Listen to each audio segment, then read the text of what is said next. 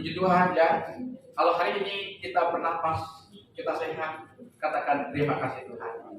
Amin. Haleluya, haleluya. Nah, hari ini saya sekali lagi melanjutkan apa yang pernah kami sampaikan beberapa minggu yang lalu, bahwa kita jangan kejut dalam menghadapi hidup ini beserta dengan segala tantangannya, beserta dengan segala problematikanya, karena Tuhan sudah membekali kita dengan potensi-potensi yang tak terkatakan. Dan di samping Tuhan sudah melengkapi kita dengan segala kemampuan, Tuhan juga menjanjikan kepada kita di dalam firman-Nya bahwa Dia tidak akan membuat kita terlunta-lunta, berjalan sendiri tanpa kita memiliki sebuah pengharapan yang pasti akan jadi Tuhan. Tuhan berkata, kalau aku terjadi, aku akan menepatinya. Tuhan pencipta kita begitu bertanggung jawab dalam kehidupan kita, manusia ciptaannya yang diciptakan dengan segala kemuliaannya, sampai-sampai kita ini diciptakan serupa dan segambar dengan Allah dan diberikan segala kemampuan yang tidak ada tandingannya dari makhluk-makhluk yang lain. Bayangkan saudara, sekalipun kita sudah mengingkari dalam arti manusia jatuh ke dalam dosa, tetapi janji Tuhan kepada kita manusia ciptaannya akan tetap permanen dan masih berlaku, seperti yang Paulus sudah tulis di dalam 1 Tesalonika pasal 5 ayat 9, bahwa Allah pencipta kita tidak menghendaki satu pun di antara kita yang binasa, tetapi Dia menghendaki kita ini selamat masuk surga bersama-sama dengan Dia di kekekalan. Karena kita adalah makhluk kekal, maka kita maunya nanti akan bersama-sama dengan Dia di kekekalan. Dan itulah ketetapan firman Tuhan yang tidak bisa diganggu-gugat. Karena ketetapan firman Tuhan merupakan komitmen daripada Tuhan itu sendiri. Kalau aku yang berjanji, aku akan menepati. Sekali ada upaya-upaya daripada kuasa kegelapan musuh-musuh Tuhan itu, iblis yang memberontak kepada Tuhan, ingin menyerokkan, ingin menggagalkan ketetapan Tuhan bagi umat manusia. Tetapi Tuhan katakan, aku sudah menetapkan, tidak ada satu pun yang bisa mengubah ketetapanku untuk umat manusia yang ciptakan. Ketetapanku sudah jelas bahwa aku menghendaki tidak satu pun yang binasa masuk dalam jerat hukuman kekal di alam abadi. Bapa pencipta kita sangat luar biasa, komitmen sekali akan apa yang Dia katakan. Bahaya laten seseorang yang keluar dari ketetapan Allah, bahaya laten manakala kita keluar daripada ketetapan Tuhan yang menghendaki kita binasa, dan nanti kita keluar tidak berada di dalam ajaran Kristus, maka putus sudah janji Tuhan kepada kita itu tidak berlaku kepada kita. Ya, tidak berlaku. Jadi bukan salahnya Tuhan, tetapi salahnya kita. Karena itu, mari kita hari ini introspeksi diri kita. Apakah saat ini kehidupan kekristenan kita sedang berada di dalam ruang lingkup ajaran Tuhan? Kenapa kami ingin mengulangi ini? Karena hari-hari ini ada banyak sekali penyesatan-penyesatan. Gereja, banyak gereja sesat, seperti gereja yang di Korea Selatan, yaitu ya, aliran apa namanya? Seon, tidak salah saya. Kemudian Saksi Yehova sedang merajalela di sekitar kita, dan ada banyak penyesatan dan bentuk yang lain. Itu hati-hati, tanpa kita sadari kita sedang ditarik dari komunitas kita, dari dalam komunitas kita untuk keluar, tinggalkan komunitas kita, untuk keluar dari ajaran Kristus, untuk keluar dari anugerah Kristus. Hati-hati hari-hari ini, dunia begitu masif. Karena iblis tahu waktunya sudah dekat. Karena itu kita diminta oleh Tuhan untuk terus waspada dan berjaga-jaga dan introspeksi diri kita, membangun kehidupan rohani kita semakin giat, semakin sungguh-sungguh Sebab bila tidak, firman Tuhan mengatakan di akhir zaman ini, kalau mau sungguh-sungguh, ya sungguh-sungguh. Tapi kalau tidak sungguh-sungguh, Tuhan sendiri akan campakkan kita. Tuhan katakan. Karena Tuhan sudah memberikan pilihan kepada kita, ya, dan pilihan itu ada pada kita. Apakah kita mau meresponi atau menolak, itu keputusan ada pada kita. Karena memang ketika Tuhan menciptakan kita ini bukan robotnya Tuhan yang dikendalikan oleh remote control, tapi kita diberikan hak bebas. Mau selamat, tak. Mau tidak selamat, silakan Tuhan. Pilihan ada pada kita. Hidup adalah pilihan. Karena itu hari ini kepada kita yang hadir dalam ibadah raya minggu terakhir di bulan Juli 2022 ini, kita Tuhan ingatkan kembali untuk tetap berada di dalam ajaran Kristus. Katakan amin.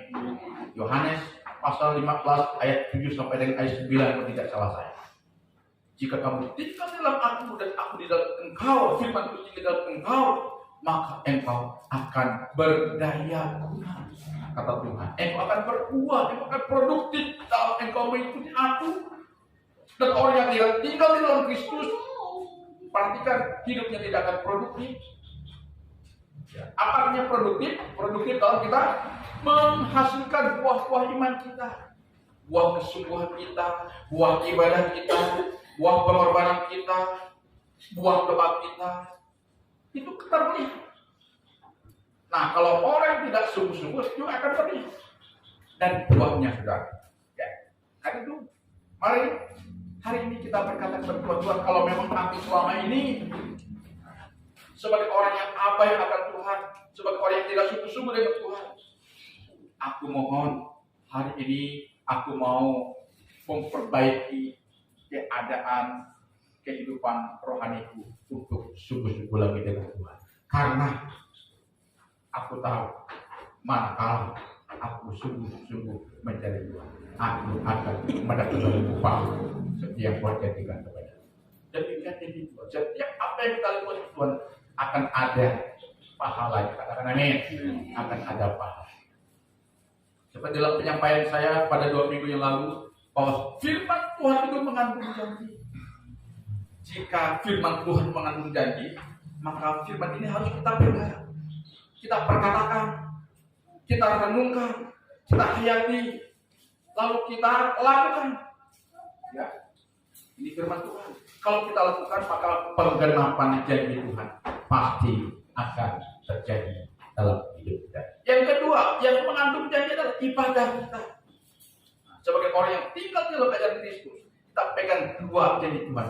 Janji dalam kita menekuni kehendak Tuhan, yaitu firman Tuhan. Yang kedua, janji manakala kita memperbaiki, meningkatkan mutu ibadah kita. Karena Tuhan berkata, latihan badani terbatas gunanya, tetapi ibadah itu mengandung janji, baik untuk hidup yang sekarang maupun untuk hidup yang akan datang. Nah, kalau ibadah dan firman Tuhan itu mengandung janji untuk kebaikan hidup kita, bahkan sampai kepada kekekalan, maka jangan lagi menganggap firman dan ibadah itu sebagai hal yang ece-ece, sebagai hal yang KW-KW yang tidak ada nilai plusnya dalam hidup kita. Jika kita masih meremehkan firman dan ibadah, khawatir saya, jangan-jangan kita belum berada di dalam ajaran. Tapi kalau kita mengatakan bahwa firman yang mendengar dan ibadah yang sedang melakukan berdampak untuk kebaikan hidupku yang sekarang maupun untuk hidupku yang akan datang, maka kita akan semakin semangat lagi untuk melakukan ibadah. Semakin sungguh-sungguh lagi kita menekuni ibadah kita, doa kita, penyembahan kita, pengorbanan kita, hati kita, waktu kita untuk Tuhan. Itu yang Tuhan mau. Sebagai bentuk di mana kita harus membayar premi sebagai bagian yang Tuhan tuntut dari kita. Tuhan tidak menuntut terlalu besar, Tuhan menuntut ketaatan kita. Apalagi hari ini kita akan menikmati perjamuan dengan tubuh dan darah. Kami ingatkan sekali lagi, dalam kita menikmati perjamuan kudus, satu hal yang harus jangan kita abaikan, yaitu kita harus mengakui tubuh Tuhan. Karena Firman Tuhan berkata, para siapa yang tidak mengakui tubuh Tuhan, ketika dia masuk, dia mengikuti perjamuan kudus, tidak ada dampaknya dari perjamuan kudus yang kita nikmati. Jadi hari ini kami ingatkan lagi kepada kita, dalam kita menikmati perjamuan kudus, kita harus mengakui tubuh Tuhan yang dikorbankan buat kita. Mengapa tubuh Yesus dikorbankan buat kita? Menggantikan kita. Karena untuk membuktikan ketetapan Tuhan tadi. Ya, ketetapan Allah tadi, karena Allah tidak menghendaki kita binasa, sehingga ada orang yang dikorbankan, yaitu penebus kita itu sendiri yang dikorbankan buat kita. Ya. Jika kita percaya akan pengorbanan Kristus, berarti kita sedang mengakui tubuh Tuhan yang dikorbankan untuk menanggung segala dosa, salah, kelemahan, pemberontakan untuk kita. Untuk ketika kita perjamuan kudus, kita diminta untuk berdoa. Kita mohon pada Tuhan, Tuhan ampuni saya. Hari ini aku mengakui akan tubuh yang dikorbankan bagi untuk segala pengampunan dosa dan salah, tidak layak untuk menjadi anak. Dengan demikian kita sedang mempersekutukan diri kita dengan iman Kristus yang sudah berkorban buat kita. Ya. Dan itulah salah satu cara kita memposisikan diri kita sebagai orang yang tetap ada di dalam ajaran. Ingat, kalau kita keluar dari ajaran Kristus, tidak ada keselamatan. Ingat, kalau kita keluar dari ajaran Kristus, tidak ada damai sejahtera. Ingat, kalau kita keluar dari ajaran Kristus, tidak ada sukacita. Ingat, kalau kita keluar dari ajaran Kristus, hidup ini menjadi tidak. Maka, kalau kita keluar dari ajaran Kristus, hidup kita ini diberkati. Andai kata saudara diberkati, tapi berkata tidak akan membahagiakan saudara. Andai kata, ini saya pakai tanda petik ya. Andai kata saudara tidak dilindungi terus, dan aku bisa tanpa bisa, oke, bisa.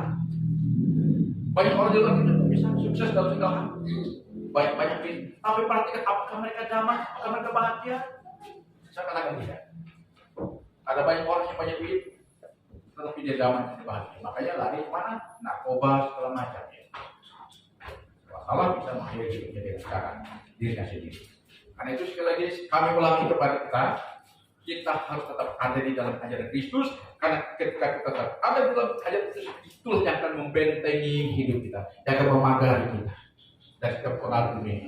Karena firman Tuhan berkata, dengan apakah seorang muda mempertahankan kelakuannya bersih? Dengan menjaganya sesuai dengan firman Tuhan. Kalau berkata dalam Mazmur, kalau bukan karena aku menggemari Torah Tuhan, firman Tuhan sudah binasa hidupku. Daud sendiri menyadari, ketika Daud mulai meremehkan firman, ya, Daud jatuh ke dalam dosa. Tapi Daud sadar bahwa dia sudah jatuh dalam dosa, dia kembali kepada Tuhan. Sampai dia berkata, kalau bukan karena Tauratmu menjadi kegemaranku, sudah binasa lagi.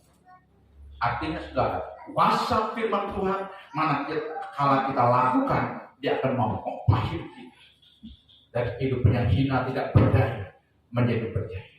Karena kuasa firman Tuhan itu berkuasa untuk mengubah segala sesuatu yang tidak mungkin diubah manusia. Akhir kata, tetaplah tinggal di dalam ajaran Kristus. Katakan amin. Hidup kita dibangun di atas Dia dengan iman, penyerahan, ketaatan kita kepada-Nya. Percayalah, hari-hari yang akan kita jalani mengakhiri tahun 2022 akan ada banyak keindahan-keindahan yang akan kita nikmati. Amin. Karena orang yang berbahagia, kata Tuhan Yesus, adalah orang yang melakukan firman. Kalau orang yang berbahagia adalah orang yang melakukan firman Tuhan, berarti dia sedang ada di dalam ajaran Kristus, dan itulah yang memperindah hidupnya, yang memagari hidupnya, yang membentengi hidupnya, yang menjamin keberlangsungan hidupnya. Kehidupan saudara dan saya, Tuhan Yesus memberkati kita. Haleluya. Mari kita berdoa.